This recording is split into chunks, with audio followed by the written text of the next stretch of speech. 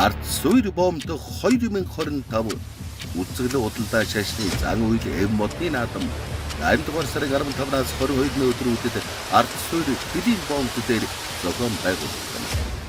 Энэ үеэр 8 дугаар сарын 20-нд залуучуудын танилцах 247 арга хэмжээ тусгай хөтөлбөрөөр зохион байгуулагдаж уралдаан тэмцээн хөгжөөн цэнгээнт нэгэн өдрийг хамтдаа өнгөрөөж мөн 21-ний өдөр Монгол туваагийн талд улсын торгон хэдийн наан цаана оршин сууга удаан уулзаагүй ахын дүүсийн уулзалт болж сэтгэлийн цэнгэлэлэн баяр жаргалаа хуваалцах гайхамшигтай дурсамжит өдрийг өнгөрүүлэх үйл ажиллагаа болно. Та бүхнийг энэхүү түүхэн баяртай үйл явцуудын гэртүүлэн оролцож үзэж сонирхохыг урьж байна. Ард суурь боомд 2025 олон арга хэмжээнүүдийг хүрэлцэн ирж үзэж сонирхохыг хүндэтгэн урьж байна.